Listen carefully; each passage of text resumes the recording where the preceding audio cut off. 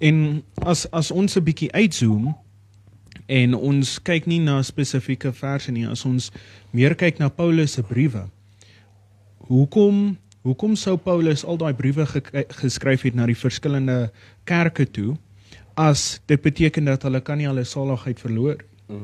As hulle, wat hulle gedoen het, hulle het definitief berou, hulle het definitief geglo in Jesus Christus, definitief, maar hulle het teruggedraai. En Paulus het soveel briewe vir soveel kerke gestuur, vir juis hierdie redes, om hulle op die regte pad te hou. So, as hulle nie kon wegdraai van God af nie, hoekom het Paulus hierdie briewe geskryf? 100%, daai is 'n baie goeie redenasie wat jy maak. Wat was die punt dan gewees vir Paulus om vir enigiemand te sê hoe hy moet lewe? Ja. Hoekom moet jy vir iemand sê hoe hy moet lewe as dit nie saak maak nie? Absoluut. Hoekom moet jy vir 'n persoon sê eer jou vader en jou moeder en jou dae sal verleng word? Hoekom moet jy vir iemand sê moenie jou vrou so sleg behandel nie, anders gaan jou gebede nie beantwoord word nie? Ja. Hoekom moet Paulus al hierdie goed sê?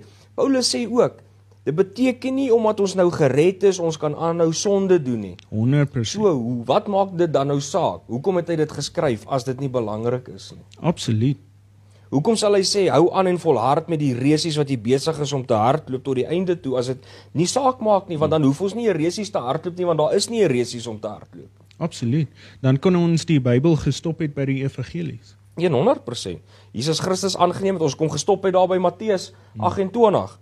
Enklik voor dit, want dit is nie nodig om uit te gaan en disippels te maak. Ja. So ons stop hom dalk so in 27. Dis al wat ons nodig gehad het, die Christus wat vir ons sterf het. Ja. En dit is 'n absolute skande, want dit maak die lewe van Jesus Christus goedkoop, soos pastoor gesê het, dit maak sy bloed goedkoop.